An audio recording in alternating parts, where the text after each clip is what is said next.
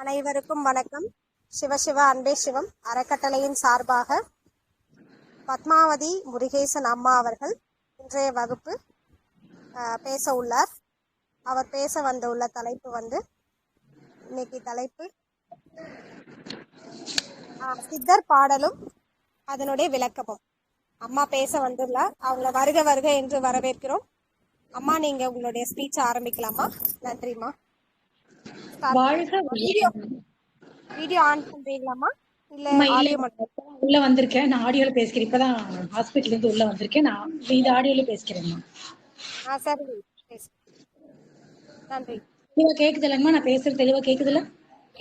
கேக்குதுமா, ஆரம்பிக்கலாங்க.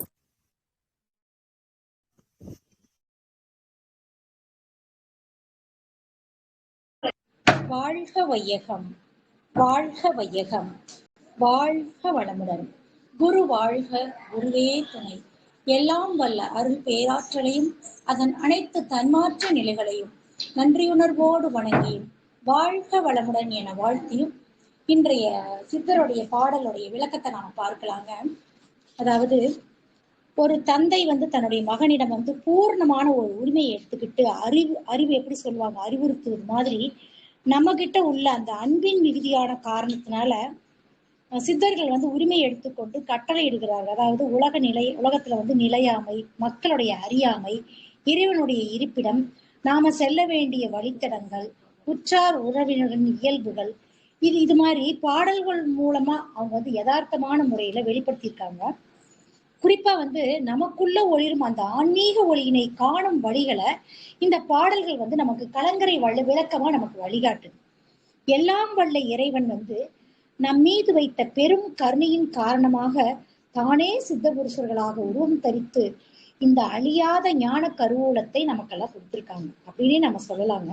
பக்தி, வைராகியம், அறிவு, தெளிவு, துணிவு, தன்னம்பிக்கை ஆகிய உயர்ந்த குணங்களை அமுத சுரபிகள் போல குறையாமல் நமக்கு அளிக்கும் அமுதமாக இந்த சித்தர்கள் பாடல்கள் நமக்கு விளங்குது. அப்போ சித்தர் புருஷருடைய பாடல்களில் புதைந்திருக்கும் ஞான புதையல்களை சிறு சிறு கதையின் வாயிலாக, தத்துவங்களின் வாயிலாகவும், புராண இதிகாச சம்பவங்கள் மூலமாகவும் எளிய நடைமுறையில் ஓரளவுக்கு நீங்க புரிஞ்சுக்கிற வகையில நான் இதைய சொல்ல முயற்சி பண்றேன். இப்ப நான் முதல் பாடல என்ன பார்க்கலாம்னா, முதல் பாடல் நான் இப்ப எவ்வளவு முடியுமோ அவ்வளவு நான் கவர் பண்றேன். எவ்வளவு பாடல் என்னால கவர் பண்ண முடியுமோ அவ்வளவு பாடல் நான் கவர் பண்றேன். பேய்கள் என்றீர்கள், பிதற்றுகின்ற பேயர்கள், பேய்கள் பூசை கொள்ளுமோ, பிடாரி பூசை கொள்ளுமோ, ஆதி பூசை கொள்ளுமோ, அனாதி பூசை கொள்ளுமோ, காயமான பேயாலே கணக்கறிந்து கொண்டதே அப்படிங்கிறது சிவவாக்கியருடைய பாடல். இந்த பாடலின் மூலம் சிறு தெய்வங்களுக்கு கொடுக்கப்படும் பலியை, இப்ப நாம கெடா எல்லாம் வெட்டுறோம் இல்லைங்களா, அது சிவவாக்கியர் எப்படி கண்டிக்கின்றார் அப்படிங்கிறத நான் ஒரு கதை மூலியமா சொல்லிட்டு இந்த கருவுக்கு நான் பின்னாடி வர. எப்பயுமே நாம கதை சொல்லி புரிய வைக்கும் போது அந்த தத்துவங்கள் மக்களுடைய மனசுல ஆழமா பதியும் அப்படிங்கிற காரணத்தினால நான் கதையை சொல்லிட்டு பின்னாடி அதனுடைய விளக்கத்தை சொல்றேங்க. புத்தர் பெருமான் ஒரு நாள் சாலை ஓரமா நடந்து போயிட்டு இருக்காரு. அப்போ ஒரு சிலர் ஆட்டு மந்தையை ஓட்டிட்டு போறாங்க. அதை கவனித்த புத்தர் என்ன சொல்றாரு, இந்த ஆட்டையெல்லாம் எங்க ஓட்டிட்டு போறீங்க அப்படின்னு கேக்குறாரு. அப்போ அங்க ஓட்டிட்டு போறவங்க சொல்றாங்க, பிம்பிசார மன்னர் ஒருவர் வேள்வி நடத்துறாரு, அந்த வேள்வியில இந்த ஆடுகள் எல்லாம் பலி கொடுக்கறதுக்காக நாங்க கூட்டிட்டு போறோம், இந்த ஆட்டையெல்லாம் ஓட்டிட்டு போறோம்னு சொல்றாங்க. புத்தர் யாரு? கருணையே உள்ளம் கொண்ட புத்தர் இல்லையா? அவர் அதை கேட்டு ரொம்ப வருத்தப்படுறாரு. அந்த ஆடுகளின் மேல ரொம்ப பரிவு கொண்டு அவர் பிம்பிசார மன்னரை சந்திக்க அரண்மனைக்கு போறார். மன்னன் அரசபையில் வீற்றிருக்கின்றார். புத்தர் வருவதை பார்த்து அந்த அரசவர் எழுந்து அவர் உபசரிக்கிறார், வரவேற்கிறார். அரசே, இவர் என்ன சொல்றாரு அதுக்கு, அரசே, நீங்கள் நடத்தும் வேள்வியில் ஆடுகளை பலியிட போவதாக நான் கேள்விப்பட்டேன், அதை பத்தி பேசுறதுக்காக தான் நான் இங்க வந்திருக்கேன்னு சொல்றாரு. அதை கேட்ட பிம்பிசார மன்னர் என்ன சொல்றாரு, ஆமாங்க ஐயா, நான் நடத்துற இந்த வேள்வியில ஆடுகளை பலியிடப்படும் அப்படிங்கிறாரு. உயிர்களை கொள்வது பாவங்கிறது உனக்கு தெரியாதா? ஒண்ணுமே அறியாம இந்த அப்பாவி ஆடுகளை பலியிடுறதுனால என்ன நன்மையை நீ அடைய போற அப்படின்னு புத்தர் கேட்கிறாரு. அப்ப அவர் என்ன சொல்றாரு, நான் வீணாக இந்த வேள்வியை நான் நடத்தல. பிம்பிசாரர் மன்னன் சொல்றாரு, நான் வீணா வேலையினான இந்த வேள்வி நடத்தலைங்க ஐயா. என்னுடைய நாடும் நாட்டு மக்களும் எந்தவித குறையுமே இல்லாம வளமோடு வாழ்வதற்காகத்தான் இந்த வேள்வியை நான் நடத்துறேன். அதுக்காக நான் இதை நடத்த வேண்டியுள்ளது அப்படின்னு சொல்றாரு.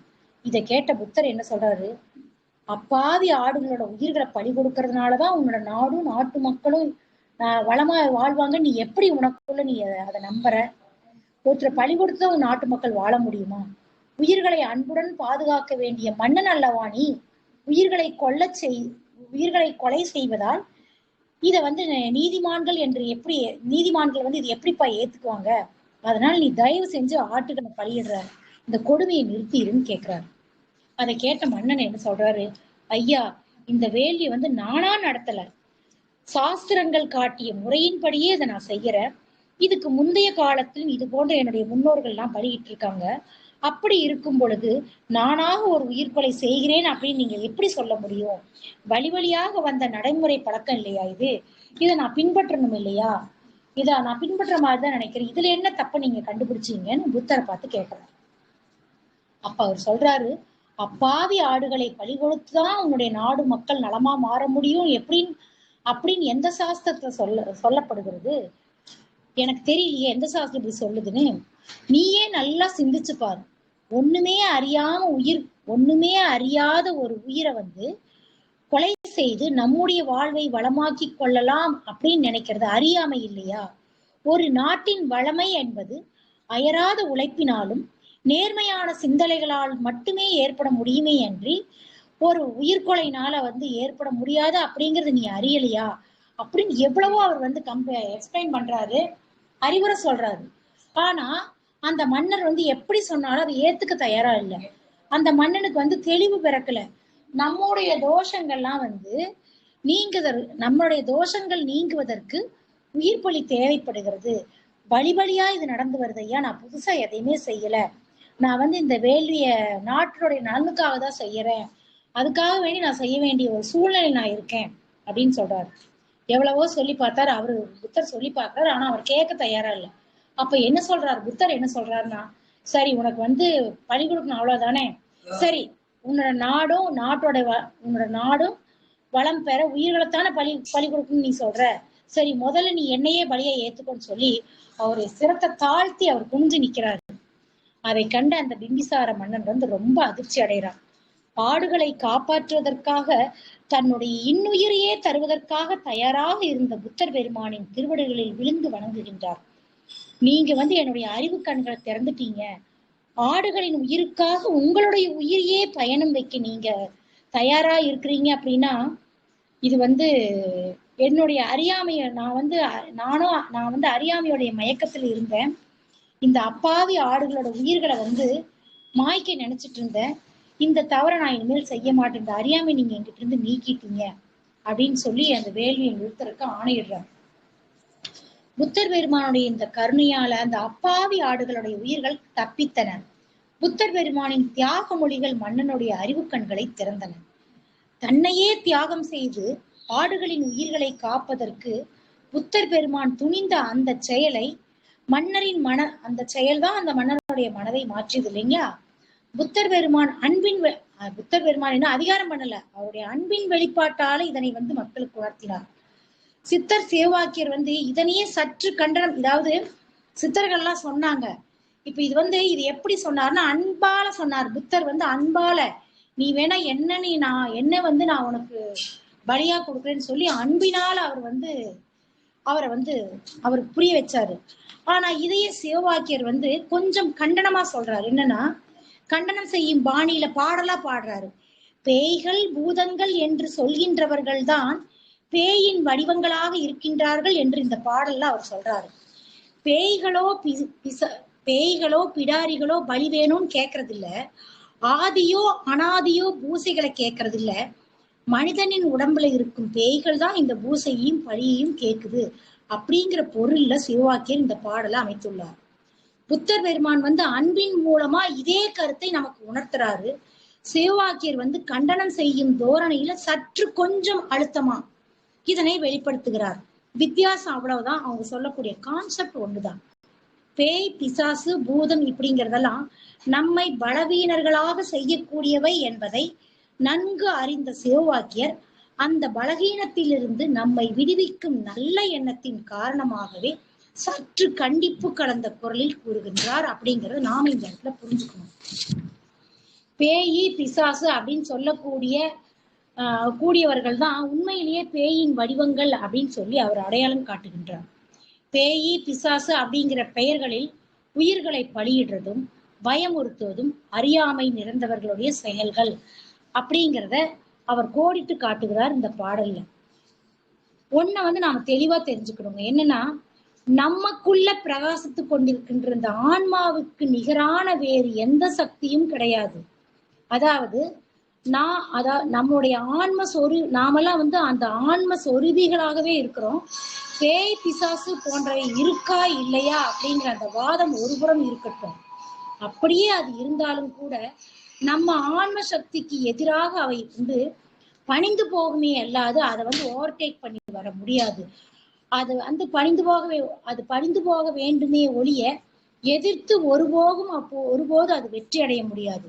அதனாலதான் பேய்களின் பெயரால், பிசாசுகளின் பெயரால், பூதங்களின் பெயரால் பல்வேறு சடங்குகள் செய்வதும் அதைவே காரணம் காட்டி ஆடுகளை பலி கொடுக்கிறது, இதெல்லாம் தகாத செயலாகும்.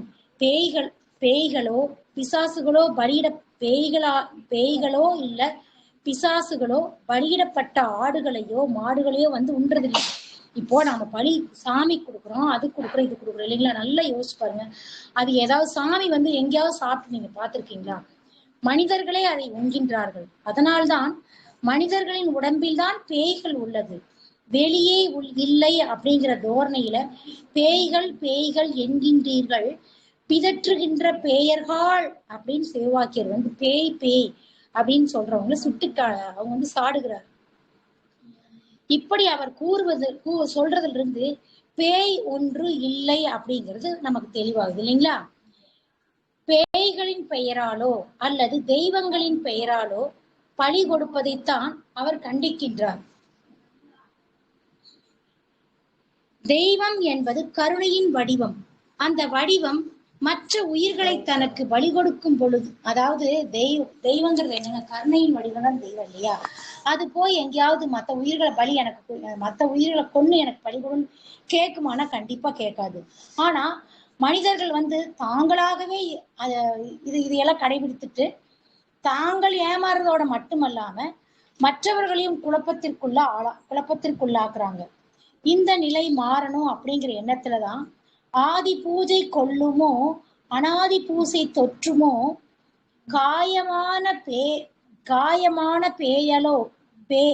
பேயலோ கணக்கறிந்து கொண்டே அப்படின்னு சிவவாக்கியர் பாடியிருக்கார். அதாவது நம்முடைய உண்மை சொரூபத்தை மறைத்து கொண்டிருக்கும் பேய் என்பது, இது கான்செப்டை நல்லா கவனிச்சுக்குங்க. இதுதான் நான் இப்ப கான்செப்ட் சொல்ல வரேன். நம்முடைய உண்மை சொரூபத்தை மறைத்து கொண்டிருக்கும் பேய் என்பது வெளியில இல்லவே இல்லைங்க. நம்முடைய உடம்புக்குள் இருந்து கொண்டு அப்பேய் ஆட்டி படைக்கிறது என்ற உண்மையை அவர் வெளிப்படுத்துகின்றார். அதாவது சுயநல பேய் நம்முள் இருந்து கொண்டு பேயாட்டம் போடுகிறது. அதன் காரணமாக பெற்றெடுத்த தாய் தந்தையை கூட சிலர் ஒதுக்கி தள்ளுவதை நாம் கண்கூடாக கண்டு வருகின்றோம். அந்த அளவிற்கு சுயநலப்பேய் ஆட்டம் போட்டு கொண்டிருந்ததால் தான் நம்முள்ளே உறைந்திருக்கும் அற்புதமான இந்த இறை ஜோதியை நாம் எப்படி காண முடியும் என்பதை நல்லா நாம சிந்திச்சு பார்க்கணுங்க. அன்னையும் பிதாவும் முன்னறி தெய்வம் ஆலயம் தொழுவது சாலவும் நன்று என்று அமுத வாக்கை மறந்து சுயநலப் பேயிடம் அகப்பட்டு கொண்டிருப்பவர்கள் பீஷ்மரின் வரலாற்றை கொஞ்சம் நாம பார்க்கலாம். இந்த இடத்துல அவருடைய வரலாறு அப்படிங்கிறது நமக்கு ஒரு பெரிய ஒரு படிப்பினையை கொடுக்குங்கிறதுக்காக பீஷ்மருடைய வரலாற்றை கொஞ்ச நேரம் பார்க்கலாம். சந்தன மகாராஜாவுக்கும் கங்கைக்கும் பிறந்தவர் பீஷ்மர் இல்லைங்களா? இது எல்லாமே நாம் அறிஞ்ச விஷயம். சாபம் காரணமாக மண்ணுலகம் வந்த கங்கை பீஷ்மர் குழந்தையாக இருக்கும் பொழுதே சந்தன மகாராஜாவை பிரிந்து போய்விடுகின்றார். கங்கையை பிரிந்ததால் சந்தன மகாராஜா மிகவும் வருத்தத்தோடு வாழ்ந்து கொண்டிருக்கின்றார். ஒரு சமயம் அவர் நகர்வலம் வந்து கொண்டிருக்கும் பொழுது செம்படவர செம்படவ செம்படவ குலத் தலைவனின் மகளான சத்தியவதியை சந்திக்கின்றார். சத்தியவதி என்னும் பெயருடைய அவளை கண்டு அவர் மேல் அவர் காதல் கொள்கின்றார். அவளை பார்த்தோன்னா அவளை திருமணம் செய்து கொள்ள வேண்டும் என்கின்ற எண்ணம் அவருக்கு தோன்றுகின்றது. தன்னுடைய எண்ணத்தை செம்படவர் தலைவரிடம் அவங்க அந்த பொண்ணுடைய அப்பா கிட்ட போய் சொல்றாரு. அதை கேட்டு அந்த செம்படவர் தலைவர் என்ன சொல்றாங்க, அரசை, என் மகளை தங்களுக்கு மனம் செய்து கொடுப்பதில் எனக்கு மகிழ்ச்சி தான், ஆனாலும் ஒரு நிபந்தனை. அதாவது தாங்கள் ஏற்பதாக இருந்தால், என் மகளை ஏற்பதாக இருந்தால் இந்த திருமணம் நடைபெற, நான் சொல்றத நீங்க என்னோட நிபந்தனை நீங்க ஏத்துக்கிற மாதிரி இருந்தா நீங்க என் மகளை திருமணம் செய்து கொள்ள நான் தடை விதிக்கல அப்படிங்கிறாங்க. சரி, என்ன உங்களோட நிபந்தனைன்னு கேட்கிறேன். மன்னன் கேட்கிறாரு. அதுக்கு சொல்றாரு, என் மகள் வயிற்றில் பிறக்கும் பிள்ளையே இளவரசனாக வேண்டும், இதுவே என் நிபந்தனை அப்படிங்கிறாரு. என்னதான் இருந்தாலுங்க அவருக்கு ஏற்கனவே கங்கை மூலியமா பீஷ்மர் ஒரு பையன் இருக்கா. அப்படி இருக்கும்போது எப்படி இந்த பொண்ணுக்கு பிறக்கிற குழந்தைய ஏத்துக்க முடியும்? சட்டமே அதுக்கு இடம் இல்லையே. முதல் வாரிசு தான் அரசனாக முடியும். அப்போ சூரிய ஒளியின் பிரகாசத்தை போன்ற மகன் ஏற்கனவே இருக்க இதை எப்படி ஏற்றுக்கொள்வது என்று யோசித்த மன்னன் பதில் சொல்லாம அரண்மனைக்கு போயிடுறாரு. அவர் பார்த்த அந்த செம்படத்தவனுடைய மகள் சத்தியவதி அவரால் மறக்க முடியல. அதே சமயம் அவர் தந்தையோடைய ஸ்தானத்திலிருந்து அவள் தந்தை விதித்த அந்த நிபந்தனைகளையும் அவரால் ஏற்க முடியல. அதனால வருத்தம் அடைந்த அவர் கலக்கமான முகத்தோட காணப்படுகிறார். தந்தையோட முகவாட்டத்தை கண்ட இளவரசன் அப்பா, ஏன் நீங்க இப்படி வருத்தத்தில் இருக்கிற மாதிரி எனக்கு தோணுது, என்ன காரணம்னு விசாரிக்கிறார். அப்போ சந்தன மன்னன் கூறுகின்றார். என்ன சொல்றாருன்னா, மகனே, நம்முடைய சந்திர குலம் மிகவும் பிரசித்தி பெற்றது. இக்குளம் தலைக்க நீ ஒருவன் மட்டும்தான் இருக்கின்றாய். நீ ஆயிரம் புதர்களுக்கு சமமானவன் தான் என்பதை நான் அறிவேன். இருப்பினும் இந்த குலம் இன்னும் தலை தோங்க வேண்டும் அப்படின்னு சொல்லி அந்த கவலை தான்ப்பா எனக்கு அப்படின்னு சொல்றாரு. தந்தையுடைய மனக்குறிப்பை ஓரளவுக்கு அவர் கெஸ் பண்ணிக்கிறாரு. மன்னருடைய தேரோட்டிய போய் ரகசியமா விசாரிக்கிறார், என்ன ஆச்சு அப்படின்னு கேட்கும்போது சொல்றாரு, இளவரசரே, தாங்கள் தந்தை, அதாவது தங்கள் தந்தை ஒரு பெண்ணை விரும்புறாரு. பெண்ணுடைய தந்தை தன்னுடைய மகளுக்கு பிறக்கிற மகனே இளவரசனா வரணும் அப்படின்னு ஒரு நிபந்தனை விதிச்சாரு. அதனால அதுக்கு எந்த பதிலுமே சொல்லாம் மன்னர் திரும்பி வந்துட்டாரு அப்படின்னு சொல்லி அங்க நடந்ததை எக்ஸ்பிளைன் பண்றாரு. உடனே இவர் என்ன செய்யறாரு, அந்த செம்படவ தலைவரை போய் பாக்குறாரு. பார்த்து தன்னோட தந்தைக்கு பெண் கொடுக்கும்படி அப்பாவுக்காக போய் அந்த தலைவனை கேட்கிறாரு. எப்படி ஒரு மகனுடைய ஒரு தியாகம் பாருங்க. இது இப்போ நான் இன்னைக்குல இருந்து இந்த இளவரச பதவியை நான் துறக்கிறேன். உங்களுடைய மகளுக்கு பிறக்கக்கூடிய அந்த பிள்ளையே என்னுடைய எதிர்கால இளவரச பட்டத்தை பெறுவான். நீங்க என்ன நம்பலாம். உடனே உங்க மகளை என்னுடைய அப்பாவுக்கு நீங்க திருமணம் செய்து கொடுங்கன்னு கேட்கிறாரு. இதனை கேட்ட அந்த செம்பட ஓகே சொன்னாருங்களா? இல்ல. என்ன சொன்னாருன்னா, இளவரசே, நீங்க சொல்றதெல்லாம் எனக்கு புரியுது. நீங்க சொல்றதை நீங்க நிறைவேற்றுங்க, நம்பிக்கை எனக்கு இருக்கு. ஆனா நீங்க ஒரு பெண்ணை கல்யாணம் பண்ணி நான் ஒரு பெண்ணை பெத்தவன் அப்படிங்கறதுனால நான் நிறைய யோசிக்க வேண்டி இருக்கு.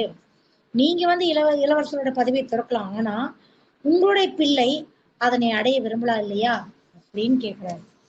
அதை கேட்ட கங்கையின் மைந்தன் என்ன சொல்றாரு, முன்பு உங்களுக்கு நான் ஒரு உறுதிமொழி அளிச்சேன், இப்ப இன்னொரு உறுதிமொழி நான் சொல்றேன். என்னன்னா, என் உயிர் உள்ள வரை நான் திருமணம் செய்து கொண்டால் தானே எனக்கு குழந்தை பிறக்கும். நான் திருமணமே செய்து கொள்ள போவதில்லை. அப்போ அப்படின்னு சொல்லும்போது வானத்திலிருந்து தேவர்கள் பூமாரியா பொழிகிறாங்க. அப்பதான் அவருக்கு பீஷ்மன்கிற அந்த பீஷ்மன் சொல்லி வாழ்த்துறாங்க. பீஷ்மன் என்றால் செயற்கரிய செயல்களை செய்தவன் என்று பொருள். தன் தந்தையின் விருப்பத்தை நிறைவேற்றுவதற்காக இளவரசு பதவியை துறந்தது மட்டுமல்லாம திருமணமே செய்து கொள்ள மாட்டேன் அப்படிங்கிற அந்த தியாகம் எவ்வளவு பெரிய தியாகம் இல்லைங்களா? அது செயற்கரிய செயல்தானே. இதை கேள்விப்பட்ட சந்தன மகாராஜா தனக்காக தன் மகன் செய்த அந்த தியாகத்தை எண்ணி ரொம்ப மகிழ்ச்சி அடைகிறாருங்க. உன்னோட அனுமதியின்றி காலன் கூட உன்னை நெருங்க மாட்டான்னு சொல்லி அவருக்கு ஆசீர்வதிக்கிறார். இதனாலதாங்க யுத்த காலத்துல உடல் முழுவதும் அன்புகள் பாய்ந்த பொழுதிலும் பீஷ்மருடைய உயிர் பிரிந்து போகாததற்கு இதுவே காரணமாகும். தந்தைக்காக அவர் செய்த தியாகம்தான் அவர் விரும்பும் பொழுது மரணம் என்ற நிலையை ஏற்படுத்தியது. ஆகவே இந்த இடத்த நீங்க நல்லா புரிஞ்சுக்கணும். எவன் ஒருவன் தாய் தந்தைக்காக தாய் தந்தைக்காக ஒரு மகன் செய்யும் தியாகம் என்பது அளவற்ற பலத்தை அவனுக்கு தருகின்றது. பெற்றோரை போற்றுகின்றவன் அந்த இறைவனையே போற்றுகின்றான் என்பதுதான் உண்மை. உயிரை பறிக்கும் யமனே பீஷ்மனை நெருங்காமல் அவருடைய அனுமதிக்காக காத்திருந்தான் என்பதை அறிகின்றோம். இதற்கு முக்கிய காரணம் தன் தந்தைக்காக அவர் செய்த தியாகமே ஆகும். இந்த தியாக உணர்வுகளை எல்லாம் மறந்து தற்கால உலகம் சுயநலம் என்ற பெரிய பேயிடம் சிக்கி தவித்துக் கொண்டிருக்கின்றது.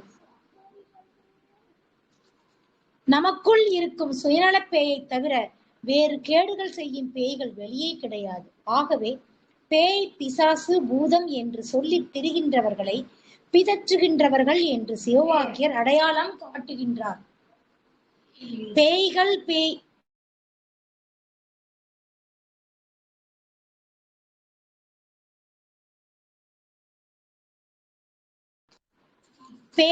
பேய்கள் என்கின்றீர்கள், பிதற்றுகின்ற பேய்கள் என்று தமது பாடலில் அவர் குறிப்பிடுகின்றார். உயிர்களை படைத்த தெய்வம் உயிர்களை பழி கேட்காது என்கின்ற ஒரு அடிப்படை தத்துவத்தை கூட புரிந்து கொள்ளாமல் அறியாமை நிறைந்த மக்கள் உயிர்களை பலியிடுகின்ற வழக்கத்தையும் சிவவாக்கியர் இந்த பாடலில் கண்டனம் செய்கின்றார். ஒரு விஷயத்தை நாம நல்லா நினைவில் வச்சுக்கணுங்க. ஆண்டவன் கண்களுக்கு, அதாவது என்ன சொல்லுவாங்கன்னா, நம்ம ஒரு விஷயம், அரண்டவன் கண்களுக்கு இருண்டதெல்லாம் பேய் நம்ம வழக்குல சொல்வோம் இல்லைங்களா? ஒரு பழமொழி இருக்கு. அதாவது பயத்தின் பிடியில் சிக்கி இருப்பவர்களுக்கு இருளை எதை பார்த்தாலுமே பேயி, பிசாசு போலவே தெரியும் என்பது இதன் பொருளாகும். அந்த அச்சமே ஒரு பேய் தான் நமக்கு. அச்சத்தின்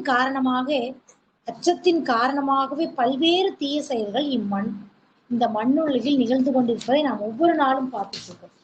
இந்த அச்சம் என்பது வேற்றுமை உணர்வில் இருந்து தோன்றுகின்றது. அதாவது நாம் வேறு, உலகத்தில் வாழ்கின்ற உயிர்கள் வேறு என்கின்ற வேற்றுமை எண்ணம் தான் நம் மனதில் பதிந்துள்ளது.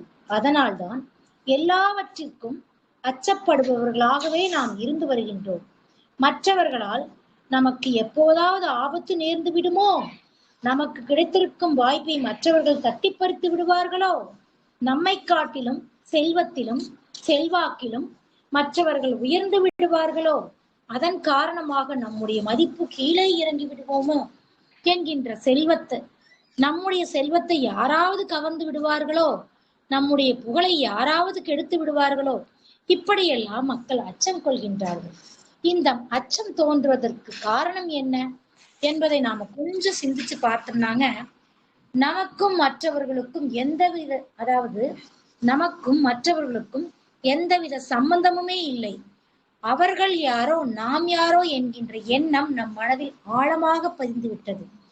அண்ட சராசரங்களையும் ஆக்கிய ஆதி அந்தமற்ற ஒரே பரம்பொருளின் கூறுகள்தான் பல பல கோடி துகள்களாக இந்த உலகில் வாழ்ந்து கொண்டிருக்கின்றன.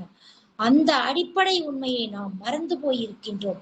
இந்த மறைவின் காரணமாகவே அந்த காரணமான வேறுபாடுகள் தான் நாம் இந்த மண்ணுலகில் கண்டு வந்திருக்கு. அதாவது இந்த அண்ட சராசரத்தில் எல்லாமே இறைவனின் படைப்பு, எல்லாமே இறைவனின் கூறுகள் அப்படிங்கிறத நாம் மறந்ததுனாலதான் அவன் யாரோ நான் யாரோங்கிறனால இந்த பிரச்சனையெல்லாம் நம்ம சொல்றாரு. நாம அனைவருமே ஒன்று அப்படிங்கிற அடிப்படை தத்துவம் புரியும் போதுதான் நாம் எவருக்குமே தீங்கு செய்யக்கூடாது, அதை புரியும் போது நாம எவருக்குமே தீங்கு செய்யவே முடியாது. எவரையும் கண்டு எதையும் கண்டு அச்சம் அடைதலும் இயலாது. பேய், பிசாசு, பூதம் அப்படிங்கிற நாம் பிதற்றி கொண்டிருக்கவும் மாட்டோம். அந்த பேய் பிசாசுகள் பலி கேட்பதாக சொல்லிட்டு உயிர் பலிகளும் நாம செய்ய மாட்டோம். இந்த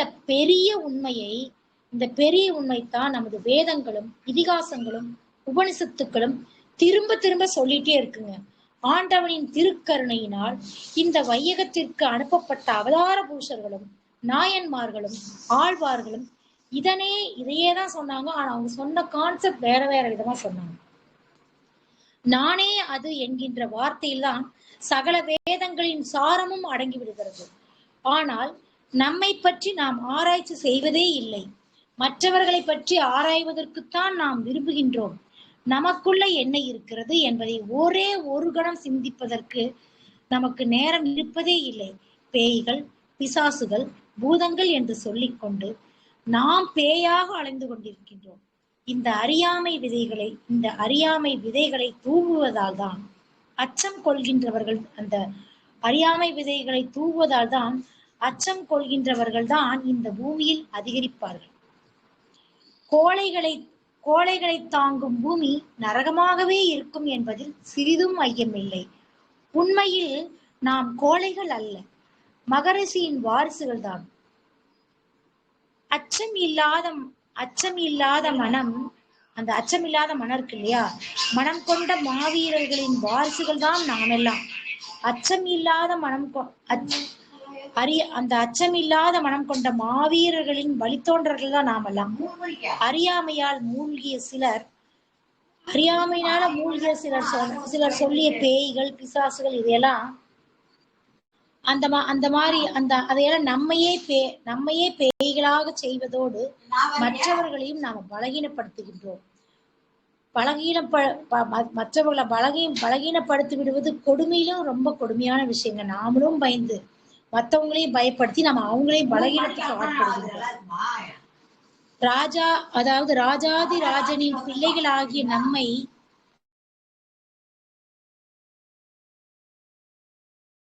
ஒரு நிமிஷம்மா, நான் ஜாயின் பண்ணிக்கிறேன். ஓகேங்கம்மா, நான் முடிச்சிடறேன். ராஜாதி ராஜனின் பிள்ளைகளாகிய நம்மை பிச்சைக்காரர்களைப் போல சித்தரிப்பதே பேய் பிசாசுகளின் பின்னால் அலைகின்றவர்களின் நிலை. ஆகவே நம்முடைய உன்னதமான லட்சியத்தை மழுங்கடிக்கக்கூடிய இந்த அறியாமை நீங்க வேண்டும் என்பதற்காகவே பேய்களை நம்பாதீர்கள். தயவு செய்து சொல்றேன், சிறு சிறு தெய்வங்களின் பெயரால் பழிகளை இடாதீர்கள் என்று சற்று கண்டிப்போடு சிவவாக்கியர் மேலே பாடலில் குறிப்பிடுகின்றார். இப்ப நாம ஒரு பாடல் முடிச்சிருக்கேங்க. ஜஸ்ட் 1 செகண்ட், இங்க ஒருத்தர் போன் பேசிட்டு இருக்காங்க. ஒரு 2 நிமிஷத்துக்கு நான் அடுத்த பாடலை சொல்றேங்க. ஜஸ்ட் 2 மினிட் அவங்க போனை வச்சதுக்கு அப்புறம் நான் பேசுறேன். டிஸ்டர்பா இருக்கும். ஓகேங்க.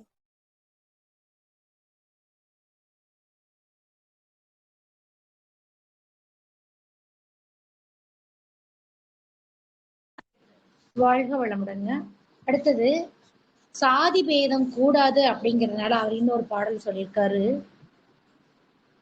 மேதியோடும் ஆகுமே விரும்பியே புணர்ந்திடில் சாதி பேதமாய் உருத்தரிக்குமாறு போலவே வேதம் ஓதுவானுடன் புலைச்சு சென்று மேவிடில் வேதமாய் பிறக்கிலாத வாரதென்ன பேசுமே அப்படிங்கிறது சிவவாக்கியோட பாடல்.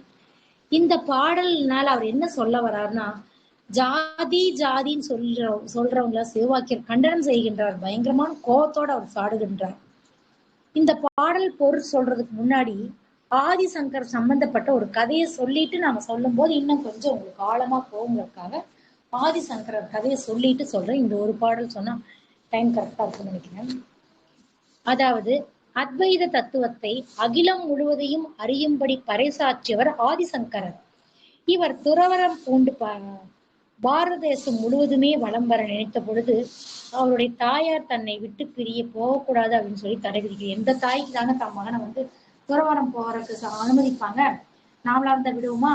அதே தாய் தான் அந்த தாயோட நிலையும். மகனே, உன்னை விட்டால் வேறு யார் எனக்கு இருக்கா? எனக்கு வேற யார் துணை இருக்கா? நீ என்னை விட்டு பிரிஞ்சு போறேன்னு சொல்றியே, நீ சொல்றது சரியான்னு சொல்லி ரொம்ப அவங்க கெஞ்சுறாங்க மகன்கிட்ட. அப்ப அவங்க என்ன சொல்றாங்க, தன்னோட தாய்க்கு அவர் பதில் சொல்றாரு, அம்மா நான் உனக்கு மகன் நீ சொல்ற, இந்த பிறவியில உனக்கு மகன்தான். ஆனால் கடந்த பிறவியில் நீ எவ்வளவு மகனை பெற்றாய் என்பது உனக்கு தெரியாது. எப்படி? கடந்த பிறவியில் நீ எத்தனை மகன் நீ பெற்றேன்னு உனக்கும் தெரியாது. உனக்கு எத்தனை பேர் உறவினரா இருந்தாங்க, சொந்தக்காரராக இருந்தாங்கிறது உனக்கு தெரியாது. இறைவனுடைய கட்டளையின் பேர்ல நாடு முழுவதற்கும் நான் செய்ய வேண்டிய பணிகள் ஏராளமாக இருக்கு. இதை நான் செஞ்சே ஆகணும். அதனால தயவு செஞ்சு என்னை நீ அனுப்பி வைமான்னு கெஞ்சி கேட்கிறாரு. ஆனா ஒரு உறுதிமொழியில அவர் சொல்றாரு, நீ நீ உடல் நலிவுற்று இருக்கிற காலத்துல நான் உலகத்துல எந்த மூலையில் இருந்தாலும் சரி, நான் உன் பக்கத்துல இருப்பேம்மா. உனக்கு செய்ய வேண்டிய கடமைகள் நான் செய்வேம்மா, நீ பயப்படாத, நீ வருத்தப்படாதம்மா அப்படின்னு அவருக்கு ஆறுதல் கூறுறாரு. அப்படி சொல்லியும் கூட அந்த அன்னையால அந்த மகனை பிரிய மனசு இல்லை. ஒரு நாள் சங்கரர் வந்து ஆத்துல நீராட போறாரு. கரையில அவருடைய அன்னை வந்து கரையில இருக்காங்க. அப்போ ஒரு முதலை வந்து அவர் காலை கவ்வுது.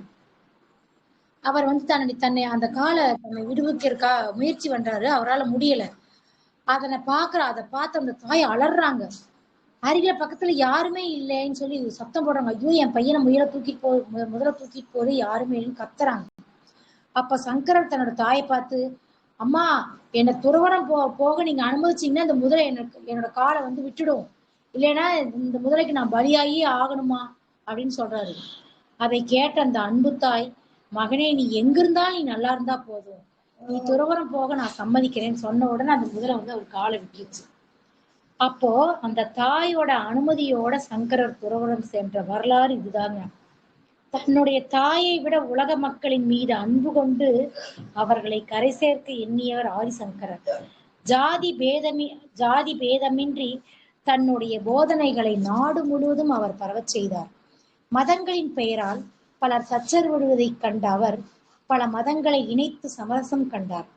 உலக மக்களிடம் எந்த வேறுபாடும் காணாமல் அவர்களுக்கு நல்வழி காட்ட தன்னையே அர்ப்பணித்த அவதார புருஷர் ஆதிசங்கரர். அவருக்கும் நமது வாழ்நாள்ல அவருக்கும் தாங்க வாழ்நாள்ல பயங்கரமான சோதனைகளா வருது. அதுல ஒண்ணே மட்டும் நாம இங்க பாக்கலாங்க, என்ன நேரம் கருதி. ஒரு நாள் ஆதிசங்கரர்ல வந்து ஆத்துக்கு வந்து தண்ணி குளிக்க போறாரு. நீராடிட்டு அவர் கரையில் வந்துட்டு இருக்காரு. அப்போ அழுக்கோட ஒரு புலையன் வந்து அவர் எதிரில வராரு. அவன் வந்த வேகத்துல ஆதிசங்கரர் மேல அப்படியே மேனி மேல லேசா டச் பண்ணிட்டான், முட்டிடுச்சு. உடனே ஆதிசங்கரர் அவனை பார்த்து, நீ பார்த்து வரக்கூடாதா, நான் இப்பதானே குளிச்சுட்டு வரேன், நீ என்னை தொட்டுட்ட, நான் மறுபடியும் போய் தண்ணியில போய் குளிக்கணுமே அப்படின்னு சொல்லிட்டு மறுபடியும் நீராட போறாரு. அப்ப அந்த புலையன் என்ன சொல்றாரு, சுவாமி, நான் வந்து தங்களை தீண்டுனால நீங்க நான் வந்து உங்களை தொட்டதுனால நீங்க தீட்டுப்பட்டு விட்டதாக நீங்க சொல்றீங்க இல்லையா, அந்த தீட்டு உங்களுடைய உடலுக்கா ஆத்மாவுக்கா? எப்படிங்க? நான் தொட்டதுனால தீட்டுப்பட்டு நீங்க சொன்னீங்க இல்லையா, அந்த தீட்டு உங்களுடைய உடலுக்கா அல்லது உங்களுடைய ஆன்மாவுக்கா? கேட்டது யாருங்க? புலையன். அந்த கேள்வி யாரை பார்த்து கேட்டா? ஆதிசங்கரர் பார்த்து கேட்டார். அவன் அப்படி கேட்ட உடனே ஆதிசங்கரர் என்ன சொல்றாரு, ஒரு கணம் அப்படியே ஷாக் ஆகுறாரு. ஒரு புலையனுக்கு இருக்கும் ஞானம் கூட நமக்கு இல்லாம போயிடுச்சு அப்படின்னு சொல்லி ரொம்ப வருத்தப்படுறாரு. தனக்கு பாடம் கற்பிக்க வந்த ஆண்டவனே அந்த புலையன் வடிவில் வந்திருப்பதாக அவர் கருதினார். அவனையே தன் ஆசானாக பாவித்து போற்றினார். இந்த மண்ணுலகில் தோன்றியிருக்கும் மனிதர்கள் அனைவரிடத்திலும் ஆன்மா என்னும் அழிவற்ற அந்த இறை ஒளி பிரகாசித்துட்டு இருக்கு. ஜாதி மத இன வேறுபாடுகளை எல்லாமே கடந்து அந்த அற்புத தத்துவம் அமைந்துள்ளது. இதையேதான் ஆதிசங்கர அத்வைதம் என்ற தத்துவ கொள்கையை நாடு முழுவதும் பிரகடனம் செய்வதற்கு இந்த நிகழ்ச்சி தான் ஒரு காரணமா அவருக்கு அமைஞ்சது. அவருடைய இந்த அற்புத தத்துவம் சாதி வேற்றுமைகளை வேரோடு களைந்தெறியும் வல்லமையை பெற்றிருந்தது. அத்தகைய மகாபுருஷரே எப்பேற்பட்ட மகாபுருஷர் ஆதிசங்கரர். அவரே ஒரு கணம் நிலை தடுமாறுனா நாமெல்லாம் ஏமாத்துறங்க. அதையெல்லாம் நாம எண்ணி பார்க்கணும். அவர் அப்படி நிலை தடுமாறினாலும் கூட உண்மையை அறிந்ததும் உடனே அவர் அந்த சுதாரிச்சுட்டு அதை மாத்திக்கிட்டதையும் நாம் அந்த இடத்துல கவனிக்கணும். சிவபெருமானே ஆதிசங்கராக அவதாரம் எடுத்தார். புத்தர், மாவீரர் போன்ற அவதார புருஷர்கள் அன்பின் மேன்மையை இந்த அளவிற்கு அவங்க வந்து அவதார புருஷர்கள் வந்து அன்போட மேன்மையை இந்த அவனிக்கு எடுத்துரைத்தது உண்மைதான். ஆனாலும் கூட, ஏன்னா புத்தர், மகாவீரர் எல்லாம் வந்து அவங்கெல்லாம் வந்து அன்பையோட மேன்மையை வந்து எந்த அளவுக்கு இந்த உலகத்துக்கு எடுத்து கொடுத்தாங்க இல்லைங்களா. ஆனாலும் கூட கடவுள் இருக்கா இல்லையா அப்படிங்கிற வினாக்களுக்கு அவர்கள் தந்த பதில் வந்து மக்களுக்கு எளிதில் புரிந்து கொள்ளக்கூடிய விதத்துல இல்லாம இருந்தது. அந்த காலகட்டத்துல புத்தர் பெருமானிடம் வந்து கடவுள் இருக்கா இல்லையான்னு ஒருத்தர் கேட்டதுக்கு அவங்க என்ன சொல்றாங்கன்னா, நீங்களே முடிவு செய்யுங்கன்னு சொல்றாரு. அது மட்டும் இல்லாம ஒரு தாய் அது மட்டும் இல்லாம ஒரு தாய் வந்து இறந்து போன தன்னுடைய மகன் மேல இருந்த அன்பின் காரணமாக என் மகனை எப்படியாவது நீங்க உயிர் மீட்டு கொடுக்கணும்னு சொல்லி கேட்கிறாரு. அப்ப அவர் என்ன சொல்றாரு? சாவில்லாத வீட்டில் கடுகு வாங்கி வருமாறு சொல்றாரு. எல்லார் வீட்டுக்குமே போறாங்க. ஏன்னா சாவில்லாத வீடு எங்கேயாவது இருக்குங்களா? எல்லா வீட்லயுமே சாவு நிகழ்ந்திருந்தது. அந்த தாயாரால கடுகு வாங்கி வர முடியல. அதனால இறந்தவர்கள் பிழைப்பது இயலாது அப்படிங்கிறத இந்த மாதிரி முறையில அவர் எக்ஸ்பிளைன் பண்ணாரு. அதாவது அன்பினை போதித்தால் மட்டுமே போதாதுங்க, இறைவன் இருக்கிறார் என்பதை நிலைநிறுத்த வேண்டும் அப்படிங்கிறதுக்காக சிவபெருமானே ஆதிசங்கரராக அவதரித்தார். எந்த இடத்தில் அதாவது எந்த இடத்தில் இறந்து போன தன் மகனை உயிர்ப்பிக்க இயலாது என்று புத்தர் பெருமான் கூறினாரோ அதே பகுதியில் இறந்தவரை ஆதிசங்கரர் உயிர்ப்பித்து காட்டினார். எப்படிங்க? உயிர்ப்பிக்க முடியாதுன்னு எந்த இடத்துல சொன்னாரோ அதே இடத்துல ஆதிசங்கரர் உயிர்ப்பிச்சு காமிச்சார். புரியுதுங்களா? இத்துணை மகத்துவம் கொண்ட ஆதிசங்கரர் ஒரு கணத்தில் புலையனை ஆதிசங்கரர் வந்து ஒரே ஒரு கணத்துல புலையனின் கேள்வி கணைகளை கேட்டு ரொம்ப அதிர்ச்சி அடைகிறார் என்றால் அதற்கு காரணம் இருக்கு. எப்படின்னா, சிவபெருமானே, நல்லா இந்த இடத்துல நீங்க நல்லா புரிஞ்சுக்கணுங்க, சிவபெருமானே ஆதிசங்கரராக அவதரித்தார் என்று குறிப்பிட்டிருந்தோம் இல்லைங்களா? அப்படி இருக்க புலையன் தீண்டியதை அவர் எடுத்துக்கொண்டது மனித பிறவி எடுத்ததால் தான் இந்த நிலை ஞானிகளுக்கும் ஏற்படும் அப்படிங்கிறது உணர்த்துவதற்காகத்தான் அப்படிங்கிறது நாம் புரிஞ்சுக்கணும். கடவுளே மனித பிறவி எடுத்திருந்தாலும் கூட, கடவுளே இருந்தாலும் கூட ஒரு மனிதனோட நிலைக்கு வந்தா இதெல்லாம் நடக்கும் அப்படிங்கறத நாம் புரிஞ்சுக்கணுங்கிறதுக்காகத்தான் இந்த இடத்துல நாம அப்படிதான் இதை புரிஞ்சுக்கணும். ஞானிகள் வந்து ஜாதி தீட்டு என்கின்ற அறியாமையில் இருக்கும் பொழுது சாதாரண பாமர மக்கள் ஜாதி மயக்கத்தில் ஆழ்ந்திருப்பது வியப்பில்லையே. அதனால்தான் உண்மையில் ஆத்மாவிற்கு ஜாதியோ மதமோ இனமோ மொழியோ மற்ற எந்த வேறுபாடுமே கிடையாதுங்க. அந்த ஆத்மா தூய்மையின் மறுவடிவம், எதனாலும் பாதிக்காதது, எதனாலும் அழிக்க முடியாது, சாசுவதமானது மட்டுமில்ல, ஒளியினை உடையது, ஒவ்வொரு உயிர்களிடத்திலும் ஊடுருவி நிற்பது. அந்த ஆத்மாவை நேருக்கு நேராக காண்பதுதான் நம்முடைய உண்மையான இந்த மனித பிறவிய லட்சியமே. இந்த லட்சியத்தை அடைய முடியாதபடி தடுப்பது சாதி வேற்றுமைகள் தான். அனைத்தையும் அறிந்த ஆதிசங்கரரே ஒரு கணத்தில் புலையனை தீட்டு உடையவனாக கண்டார். அவனிடத்திலும் அழியாத அந்த ஆன்மா ஒளி வீசுகின்றது என்பதை புரிந்து கொண்டதும் உடனே தன் நிலையை மாற்றிக்கொண்டு அப்புலையனை குருவாக மதிக்கும் அளவிற்கு அவர் உயர்ந்து நிற்கின்றார் என்றார். அதே அப்ப வந்து நாம் இந்த மண்ணுலகத்தில் வாழ்ந்து கொண்டிருக்கிற மக்கள் சாதி அப்படிங்கிற மயக்கத்தில் நாம் ஆழ்ந்து கிடக்கிறோம் இல்லையா? அது எவ்வளவு ஒரு பைத்தியகார்த்தனம் அப்படின்னு அவர் நமக்கு சாதார். உயர்ந்தவன் தாழ்ந்தவன் என்று தங்களுக்குள் வேறுபாடுகளை கற்பித்துக் கொண்டு தங்கள் லட்சியத்தை மறந்தவர்களாக நிலைதருமாறி சென்று கொண்டிருக்கின்றார்கள். இதனை கண்டனம் செய்யும் வகையில்தான் சேவாக்கியர் மேற்குறிப்பிட்ட பாடலை பாடியுள்ளார். இனச்சேர்க்கையை உதாரணமாக காட்டி சாதியை இப்பாடல் வாயிலாக அவர் சாடுகின்றார். ஒரு பசு, இந்த கதையை நீங்க நல்லா கேட்கும் போதுங்க அந்த ஒரு சாதியோடைய கொடுமையை நீங்க புரிஞ்சுக்க முடியும். ஒரு பசுவும் ஒரு எருமையும் கலந்தால் வேறுபட்ட ஒரு கரு உருவாகலாம்.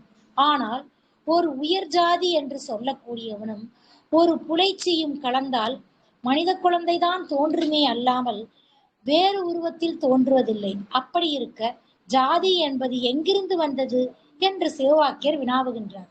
இதனையே வேதம் ஓதுவானுடன் புலைச்சி சென்று மேவிடில் பேதமாய் பிறக்கிலாதவாறேதென பேசுமோ அப்படின்னு அவர் பாடல்ல சொல்றார். அதாவது வேதம் ஓதுவோன் என்று குறிப்பிடுவது உயர் சாதி என்று சொல்லக்கூடிய பிராமணரை குறிக்கின்றது. புலைச்சி என்று குறிப்பிடுவது தாழ்ந்த சாதி என்று சொல்லக்கூடிய ஒரு பெண்ணை குறிக்கின்றது. இந்த இருவரும் கூடி உருவாகும் குழந்தை விலங்கு வடிவிலோ அல்லது பறவை வடிவிலோ அல்லது ஜந்துக்களின் வடிவிலாயாங்க பிறக்குது. அது ஒரு மனித வடிவத்தில் தானே அந்த குழந்தை பிறக்குது. அப்படி இருக்கும் பொழுது ஜாதி எங்கிருந்து வந்தது அப்படின்னு சிவவாக்கியர் நம்மளை கேட்கிறாரு. இவற்றை எல்லாம் பார்த்தும் கூட அறியாமை காரணமாக ஜாதி ஜாதின்னு கூக்குறாங்க இல்லையா? அவங்களையெல்லாம் ரொம்ப கோபத்தோட வன்மையா கண்டிக்கிறார். பசு என்பது உயர்ந்த வகையை சார்ந்தது, எருமை என்பது அதை விட தாழ்ந்த வகையை சார்ந்தது அப்படின்னு நாம் வச்சுக்கலாங்க. இப்போ இந்த இரண்டு இந்த இரண்டும் சேர்ந்தால் அதன் குட்டியானது விசித்திரமான ஒரு உருவத்தை பெறுவதற்கு வாய்ப்பு இருக்கு இல்லைங்களா? ஆனால் மனித ஜாதியில் ஒருவர் உயர் ஜாதி, மற்றவர் தாழ்ந்த ஜாதி என்று நாம சொல்வோம், வச்சுக்கலாங்க. அந்த இருவரும் கூடினால் உருவாவது ஒரு மனித உருவம் தானே. இதைதான் சிவவாக்கியர் இந்த பாடல் மூலம் நமக்கு வலியுறுத்துறார். ஆகவே ஜாதி அப்படிங்கிறது ஒன்றில்லை என்பது அவருடைய ஆணித்தரமான முடிவாகும். ஜாதிகள் இல்லையடி பாப்பா என்று அமரக்கவி பாரதியும் நமக்கு கவிதைகள் வாயிலாக நமக்கு சொல்லியிருக்காருங்க. வைணவ சான்றோர் ஆகிய ராமானுஜர் இத்தகைய உயர்ந்த கொள்கையை தம் வாழ்நாள் முழுவதுமே கடைபிடித்தார். வேதத்தில் உள்ள அடிப்படை தத்துவங்களை எல்லாம் அவர் பகிரங்கமாக அனைவரும் அறியும்படி செய்தார். அதனை கண்ட சிலர் தாழ்ந்தவர்களுக்கு வேதத்தின் ரகசியங்களை நீ கூறுவதால் உமக்கு நரகம்தான் கிட்டும் அப்படின்னு சொல்லி மிரட்டுறாங்க. இந்த மிரட்டலுக்கெல்லாம் ராமானுஜர் அடிபணிந்தார்னா கொஞ்சமும் அவர் அஞ்சவில்லை. என் சகோதர மக்களுக்கு தேவ ரகசியங்களை கூறுவதன் பொருட்டு எனக்கு நரகம் கிடைக்கும் என்றால் அதனை நான் மனமகிழ்வோடு ஏற்றுக்கொள்கிறேன் என்று அவர் சொல்றார். எவ்வளவு பெரிய உறுதியான உள்ளத்தினை ராமானுஜர் பெற்றிருந்தார் என்பதை இந்த வரிகளே நமக்கு உணர்த்துகிறது இல்லைங்களா? உயர்ந்த வகை உணவுகளை தயாரித்து தயாராக வைத்திருக்கும் தாய் ஒருத்தி, நல்லா இதை கேளுங்க, இதோட நான் முடிச்சுக்கிறேன். வகையா ஒரு உயர்ந்த உணவுகளை தயாரித்து தயாராக வைத்திருக்கும் தாய் ஒருத்தி தன் பிள்ளைகளை பந்தியிலே உட்கார வைத்துவிட்டு ஒரு பிள்ளைக்கு உயர்வான உணவையும் மற்றொரு பிள்ளைக்கு சுத்தமில்லாத தாழ்ந்த உணவையும் பரிமாறுவாளா என்பதை கொஞ்சம் நாம யோசிச்சு பாருங்க. நாம் அனைவருமே சகல வல்லமை பெற்ற ஜெகன்மாதாவின் பிள்ளைகளாக இருக்கின்றோம்.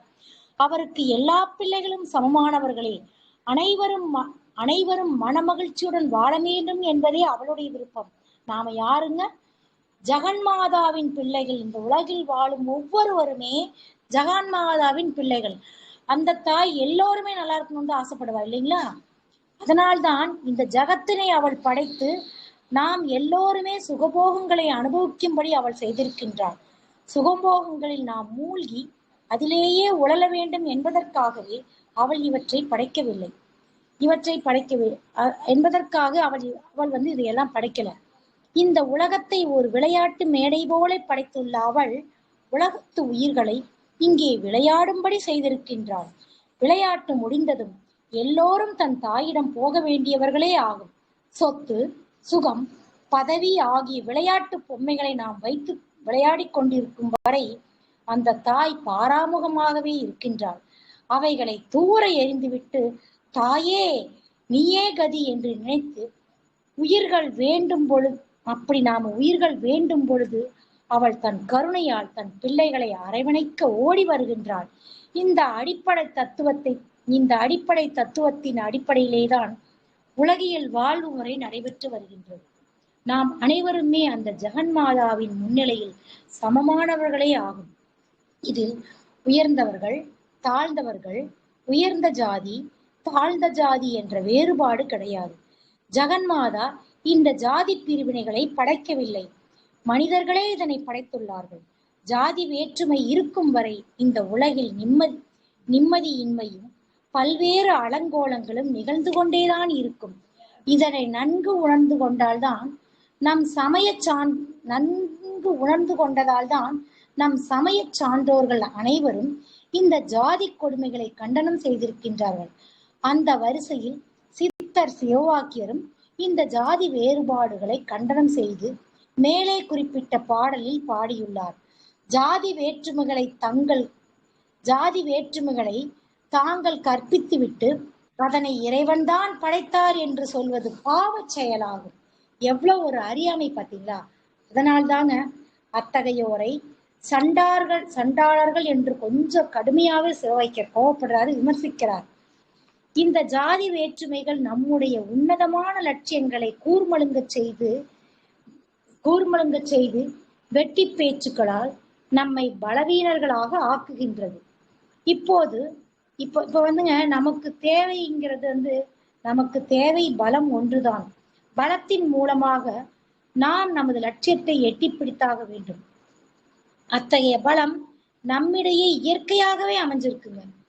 நீரினால் நனைக்க முடியாத, கத்தியால் வெட்ட முடியாத, நெருப்பினால் எரிக்க முடியாத, காற்றினால் உலர்த்த முடியாத அழிவற்ற ஆன்மா நம் ஒவ்வொருவருள்ளும் பிரகாசித்துக் கொண்டிருக்கின்றது.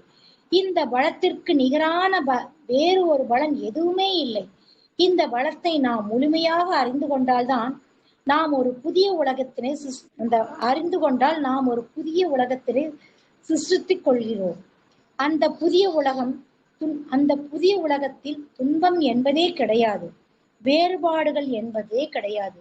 வஞ்சம், சுயநலம், சூழ்ச்சி, பொறுமை, கயமை போன்ற தீய குணங்கள் தலைகாட்ட முடியும்னா கண்டிப்பா முடியாதுங்க. பேரின்பத்தின் பிறப்பிடமான அந்த புதிய உலகத்தில் நாம் பிரவேசிக்க முடியாதபடி இந்த ஜாதி வேறுபாடுகள் தான் நம்மை பின்னுக்கு தள்ளி கொண்டிருக்கின்றன. பொறுப்புள்ள தந்தை தன் மகனை நன்கு படிக்க வைக்க வேண்டும் என்பதற்காக 1000 ரூபாய் தருகின்றார். அதை வாங்கி கொண்டு அந்த குழந்தை அந்த பணத்தை வாங்கிட்டு படிக்கிறதுக்கு வேண்டிய சாமானங்களை வாங்கறதுக்காக அவங்க அப்பா கொடுக்குறாரு. ஆனா அந்த பிள்ளை அதை வாங்காம ஊதாரித்தனமா வேற சிலவற்றுக்காக அந்த பணத்தை செலவு செய்யறான்னு வச்சுக்கோங்க. தந்தையானவர் என்ன செய்வாரு? அந்த பிள்ளையை பாராட்டுவாரா? பாராட்ட மாட்டார் இல்லையா? இப்படிதாங்க இப்படிதான் நாம இது சிந்திக்கணும். இறைவன் விருப்பம் என்பது எல்லா உயிர்களையும் தம்முயிர் போல மதித்து போற்ற வேண்டும் என்பதுதான். எல்லோருமே ஒற்றுமையாக வாழ வேண்டும் அப்படிங்கிறதா இறைவனுடைய ஆசை. அதனால்தான் ஒவ்வொரு மனிதனும் தனித்திறமை, ஒவ்வொரு மனுஷன்கிட்டையும் ஒவ்வொரு தனித்திறமையுமே அவர் கொடுத்திருக்காரு. எப்படின்னாங்க, மிகப்பெரிய என்ஜினியர் வச்சுக்கலாம். ஒரு மிகப்பெரிய என்ஜினியர் ஒரு சாதாரணமான செருப்பு தைக்கும் தொழிலாளி இருக்கிறார் இல்லையா? அவர்கிட்ட போய் அந்த சாதாரண செருப்பு தைக்கிற தொழிலாளியோட ஒரு என்ஜினியர் போட்டி போட முடியுமா? கண்டிப்பா முடியாது. ஏன்னா அதே மாதிரியே எப்படின்னாங்க, செருப்பு தைக்கிற தொழிலாளிக்கும் என்ஜினியருக்கும் வித்தியாசம் இருக்கு. ஏன்னா ஒவ்வொரு தொழிலுக்கும் ஒவ்வொரு நுணுக்கம் இருக்கு இல்லையா? அப்ப அந்த தொழில் பண்றவங்க இந்த தொழில் பண்றவங்களோட போட்டி போட முடியாது. இப்போ சாதாரண ஒரு கூட முடையிற ஒரு பெண் இருக்காங்க இல்லையா? அந்த சாதாரண கூட பின்ற பெண்ணோட ஒரு பேராசிரியராக பணிபுரியும் ஒரு பெண் அந்த துறையில போட்டி போட வெற்றி பெற முடியுமா? கூட பின்றவங்களோட போட்டு வெற்றி பெற முடியுமானா முடியாது. அதே மாதிரியே கூட முடையிற பொண்ணு போய் பேராசிரியரோட கிளாஸ் எடுங்கன்னு சொன்னா எடுக்க முடியுமா? முடியாது இல்லையா? இது மாதிரி உலகில ஒவ்வொரு ஆணும் ஒவ்வொரு பெண்ணுக்குள்ளேயும் அதாவது ஒரு துறையில ஒரு சிறப்பு தகுதியை பெற்றிருக்கின்றார்கள். இது இறைவனால் அவர்களுக்கு அளிக்க பெற்ற வரப்பிரசாதம். ஒருவருடைய உதவியின்றி பிறரால் இந்த உலகில் வாழவே முடியாது. ஒருவரை ஒருவர் அனுசரித்து தாங்க ஒற்றுமையோட வாழ வேண்டும் என்பதற்காக தான் இறையருள் இது போன்ற ஒரு தனித்திறமைகளை ஒவ்வொருத்தருக்குள்ளேயும் வழங்கியிருக்கு. இதை நாம கரெக்டா புரிஞ்சு கொள்ளாமல் செருப்பு தைப்பவன் தாழ்ந்தவன் என்றும், என்ஜினியர் டாக்டர் அவர் வேலை செய்யறவன் உயர்ந்தவன் என்றும் தங்களுக்கு தாங்களே கற்பித்துக் கொண்டு அதனை ஜாதி பிரிவுகளாக மாற்றிவிட்டார்கள். தொழில்களின் அடிப்படையில் இருந்த வேறுபாடுகள் தான் ஜாதி அப்படிங்கிற ஒரு சாயத்தை பூசி மனிதருக்கு மனிதன் விரோதம் கொள்ளும்படி செய்து. இப்படிதாங்க ஜாதி தோன்றுனது. இப்படிதான் இதுவே ஜாதி. அதனா ஒவ்வொரு வேலைக்கு ஒரு நோக்கம் இல்லையா? இதை நாம ஜாதி அடிப்படையில பிரிக்கக்கூடாது. இப்படிதான் ஜாதி முதல் தோன்றுச்சு. இதுவே ஜாதி என்னும் பேயாக தலைவிரித்து ஆடிக்கொண்டிருக்கின்றது. இந்த ஜாதி பேய் தொலையும் வரைக்குங்க நாம முன்னாடி குறிப்பிட்ட புதிய உலகத்துக்குள்ள பிரவேசிக்க முடியவே முடியாது. நாம அந்த உலகத்தில் பிரவேசிக்க முடியாதபடி இந்த ஜாதி பேய்கள் நம்மை வலுக்கட்டாயமாக பின்னே இழுத்து கொண்டேதான் இருக்கும். நம்முடைய ஆன்மீக விடுதலைக்கு தடையாக இருக்கக்கூடிய அனைத்துமே நம்முடைய பகைவர்கள் என்கின்ற தெளிவு நம்ம ஒவ்வொருத்தருக்கும் இருக்கும். நம்முடைய ஆன்மீக விடுதலை என்பது ஒவ்வொரு உயிர்களுக்கும் கிடைக்க வேண்டிய தார்மீக உரிமையாகும். ராஜாதி ராஜனான இறைவனின் பிள்ளைகளாகிய நாம் மிகப்பெரிய சாம்ராஜ்யத்தின் இளவரசர்களாக இருக்கின்றோம். அதை மறந்து ஜாதி, மதம், சுயநலம் என்னும் குறுகிய வட்டங்களில் சுழன்று கொண்டிருப்பது நம்மை நாமே தாழ்த்திக் கொள்வதை போன்றது. எளியவர்கள் என்று நினைத்து ஒருவரை நாம் புறக்கணித்து அலட்சியம் செய்வது, நம்மை நாமே அப்படி நாம அலட்சியம் செய்வது வந்துங்க, நம்மை நாமே புறக்கணித்துக் கொள்கின்றோம் என்பதே இதன் பொருளாகும். நம்மை போன்ற சகோதர மக்களை வஞ்சித்து விட்டு இறைவன் வீற்றிருக்கும் திருக்கோயிலுக்கு செல்வதால் எந்த பயனுமே ஏற்படாது. பிள்ளைகளை கொலை செய்துவிட்டு தந்தையை பாராட்டி பேசினால் எந்த தந்தைக்காவது அந்த பாராட்டை ஏற்றுக்கொள்ள முடியுமா? சொல்லுங்க பார்க்கலாம். அது மாதிரிதாங்க இறைவனால் படைக்கப்பட்ட மனிதர்களை ஜாதி என்னும் வேறுபாட்டினை காட்டி அவமானப்படுத்தவும் புறக்கணிப்பதும் இறைவனையே புறக்கணிப்பது போலதாங்க என்பதை நாம இதுல கிளாரிபிகேஷன் வேணுங்க. கீழ் ஜாதி என்று கூறப்பட்ட நந்தனாருக்காக நந்தியே விலகி இருக்கும்படி கட்டளையிடுகின்றார் சிவபெருமான். அவர் ஜாதியை பார்த்திருந்தால் தலைமை காவலரான நந்தி தேவருக்கு விலகி இருக்கும்படி கட்டளை செய்வாரா என்பதை நாம எல்லாரும் இந்த இடத்துல ஒரு நிமிஷம் சிந்திச்சு பார்க்கணும். இறைவன் ஜாதியை பார்ப்பதில்லை, செல்வந்தனா ஆண்டியா என்பதை கவனிப்பதில்லை, பட்டம் பெற்றவனா அல்லது பதவி பெற்றவனா இல்லையா என்பதையும் பார்ப்பதில்லை. கலப்படம் இல்லாத தூய அன்பு ஒருவனிடம் இருக்கின்றதா என்பதையே இறைவன் எதிர்பார்க்கின்றார். அந்த தூய அன்பு நந்தனாரிடம் இருந்ததால் தான் அவர் என் நண்பன் வந்திருக்கின்றார் நந்தியே நீ விலகினில் என்று எம்பெருமானை ஆணை பிறப்பித்தார். அதே போல நீங்க கண்ணப்பன் வரலாறுல பாத்தீங்கன்னா கண்ணப்பனாரின் தூய அன்பினை கண்டு அவன் தனக்கு படைத்த இறைச்சியையும் ஏற்றுக்கொண்டார் இறைவன். இந்த சான்றுகளை எல்லாம் கவனிக்கும் பொழுது ஜாதி என்பது இறைவனால் படைக்கப்படவில்லை என்பது நாம் உறுதியாக அறிந்து கொள்ள முடிகிறது. நம்முடைய முன்னேற்றத்தை தடுக்கக்கூடிய இந்த ஜாதி பேயை நாம் ஒவ்வொருவரும் விரட்டி அடிக்க வேண்டும். பிராமணன் என்பதற்கு பொருள் சுத்தமானவன் என்பதாகும். யார் சுத்தமாக இருக்கின்றார்களோ அவர்கள் அனைவருமே பிராமணர்கள் ஆகும். சுத்தம் என்று சொல்வது மனதில் இருக்கும் சுத்தத்தை குறிப்பதாகும். மனதால் எவருக்கும் தீங்கு நினையாமல் இருப்பதே சுத்தத்தின் அடிப்படை இலக்கணம். இந்த சுத்தத்தை நம்மளால் அடைய முடியாதபடி சாதிப்பித்து நம்மை மதிமயங்கும்படி செய்கிறது. இந்த மதிமயக்கத்தில் இருந்து நாம் விடுபட வேண்டும் என்பதற்காகவே பசுவையும் எருமையையும் நமக்கு சான்றுகளாக சிவவாக்கியார் காட்டுகின்றார். அதே போல வேதம் ஓதும் வேதியனையும் புலைச்சியையும் அவர் சான்றுகளாக காட்டுகின்றார். இப்படி அவர் காட்டுவது எவரையும் இசைபாடுவதற்காகவோ காயப்படுத்துவதற்காக என்று நாம் எண்ணக்கூடாது. இந்த உலகத்தில் தோன்றிய ஒவ்வொரு மனிதரும் தாழ்வு மனப்பான்மையை உதறி எறிந்துவிட்டு அனைவரும் ஆண்டவனின் பிள்ளைகள் என்கின்ற உணர்வினை பெற வேண்டும் என்பதே சேவாக்கியரின் விருப்பம் என்பதை புரிந்து கொள்ள வேண்டும். ஆகவே நம்முடைய ஆன்மீக முன்னேற்றத்திற்கு பெரும் தடையாக இருக்கும் இந்த ஜாதி பேயை நம் உள்ளத்திலிருந்து விரட்டி அடிக்க வேண்டும் என்று சொல்லி இன்றைய இந்த சித்தர் பாடலை நிறைவு செய்கின்றேன். இதுகாரம் இந்த சித்தர் பாடல் விளக்கத்தை கேட்ட அனைவரும் அருள் பேராற்றல் கருணையினால் நல்ல உடல் நலம், நீண்ட ஆயுள், நிறைவான செல்வம், உயர்ந்த புகழ், மெய்ஞானம் பெற்று இறையுணர்வு, அறநெறி, கல்வி, தனம், தானியம், இளமை, வலிவு, துணிவு, நன்மக்கட்பேறு, அறிவுடையர்ந்தோர் நட்பு, பண்புடைமை, அழகு, புகழ், மனித மதிப்பு உணர்ந்து ஒழுகும் பண்பு, பொறையுடைமை எனும் பேர் 16 பெற்று பெருவாழ்வு வாழ்கவென்று இறைவின் நினைவில் நின்று வாழ்த்துகின்றேன். நன்றி, வணக்கம், வாழ்க வளமுடன். இன்றைய நாள் அனைவருக்கும் நன்னாளாக விளங்க எல்லாம் வல்ல இறையாற்றல் துணை புரியும். வாழ்க வளமுடன் அம்மா. சூப்பரா கிளாஸ் எடுத்தீங்க. மிக்க நன்றிம்மா. இவ்வளோ பெரிய ஒரு ஸ்பீச்சை கொடுத்துருக்கீங்க. பாரதியாருடைய ஸ்பீச் மாதிரியே இருந்தது எனக்கு கேட்கறதுக்கு. ரொம்ப நன்றிகள்.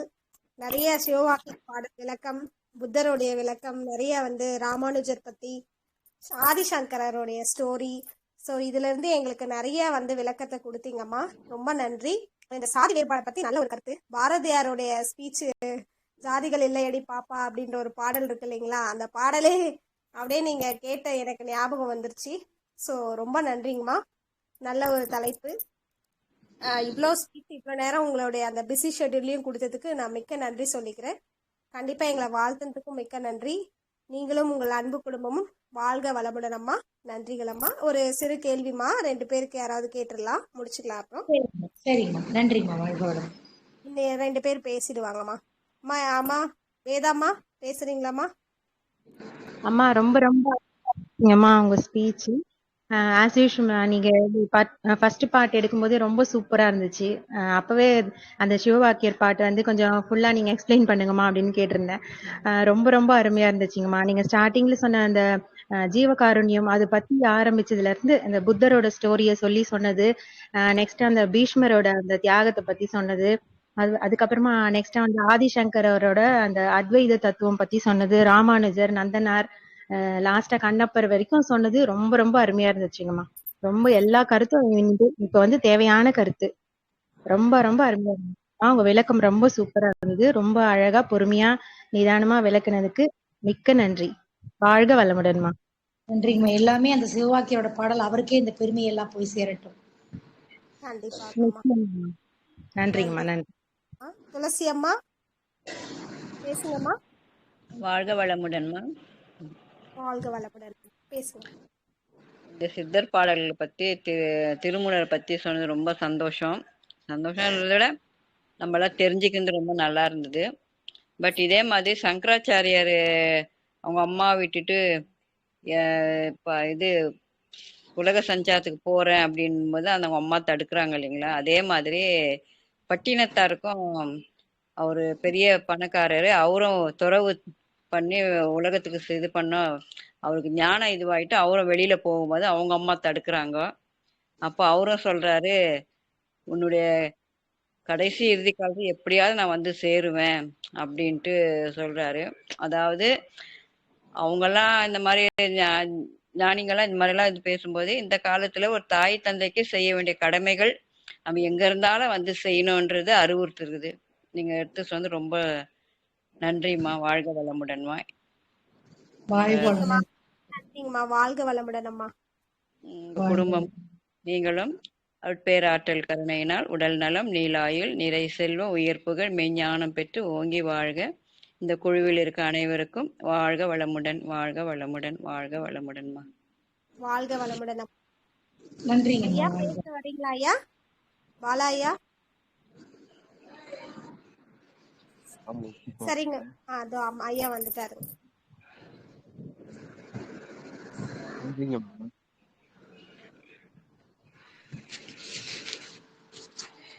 ரெக்கார்ட் ஆஃப் பண்ணிட்டீங்களாம்மா? இதோ ஐயா பேசுறாரு. ஓகேங்கம்மா. சரிங்கம்மா, முடிச்சுக்கலாங்கம்மா. ஓகேங்கம்மா. மிக்க நன்றிங்கம்மா. ரொம்ப உங்க பிஸி ஷெட்யூல்ல எங்களுக்கு வந்து டைம் கொடுத்து இந்த ஒரு ஸ்பீச்சை எங்களுக்கு கொடுத்ததுக்கு மிக்க நன்றிங்கம்மா. வாழ்க வளமுடன் அம்மா. ஆக்சுவலி உங்களுக்கு நாங்க தான் நன்றி சொல்லணும். ஏன்னா சித்தர் பாடல சொல்றதுக்கு ஒரு வாய்ப்பு கொடுத்தீங்க இல்லையா? எத்தனை பேர் கேட்பாங்க இல்லையா? ஆக்சுவலி நான் தான் உங்களுக்கு நன்றி சொல்லணும். எனிவே நன்றிங்கம்மா. வாழ்க வளமுடன். நன்றிங்கம்மா. வாழ்க வளமுடன். வாழ்க வளமுடன். பண்ணிடுறேம்மா.